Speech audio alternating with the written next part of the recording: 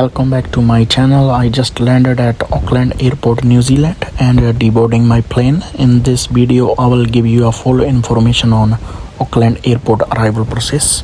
As soon as you leave your plane, you will walk along a glass-built walkway where you can see magnificent views of Manukau Harbour and a bustling airport.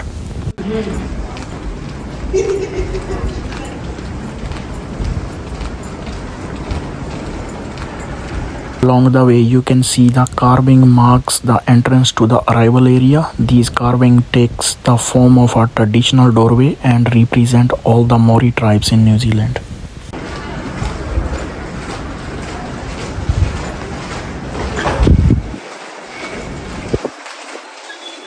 The walls on left of me is a series of beautiful New Zealand images such as birds, children playing in the sea, fish, sheep, dogs and babes crashing on the shore.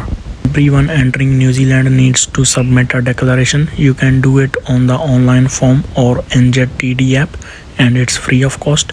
Paper declaration forms also available for travelers who cannot complete it online. Now you can see the signs for passport control and bag claim. Keep following them and you will go through a duty-free area.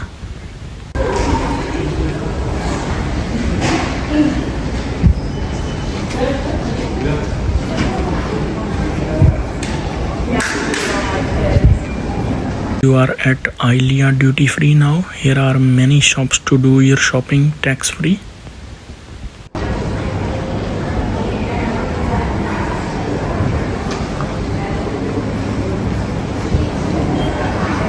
You can also buy your SIM cards from here. Vodafone and Spark retailers are available here to buy the SIM cards. Now we are about to enter passport controls or immigration. Video recording is not allowed here, so I will see you after crossing it.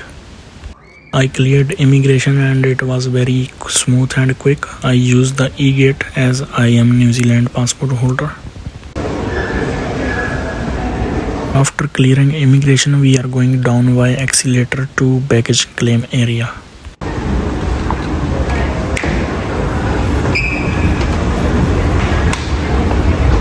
I am arrived here and my baggage coming on carousel 5. Biosecurity New Zealand aims to prevent the entry of pests and diseases which could endanger New Zealand important agriculture and horticulture industries as well as our natural environment.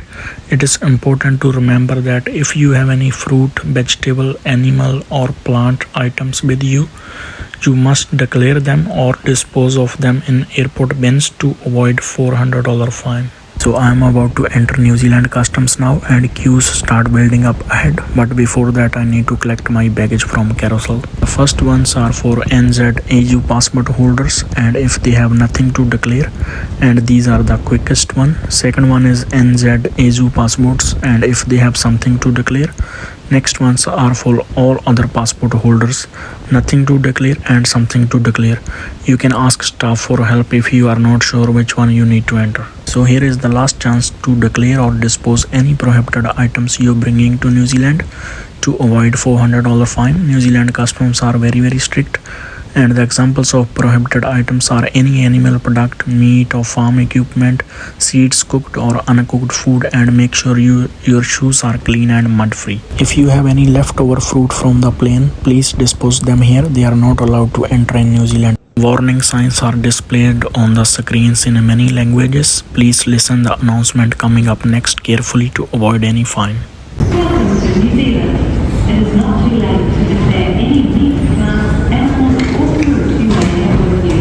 If you don't, you could receive an instant fine of $200 or you could be prosecuted and fined up to $100. Everyone are waiting for their baggage. It took a while to receive our baggage because our flight arrived very early in the morning from Melbourne. Finally, I did collect my baggage and now I am going to enter Biosecurity.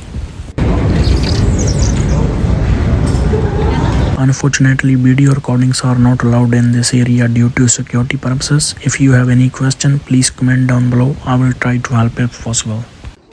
This is the last part of custom checks when they screen your baggage in the X-ray machine.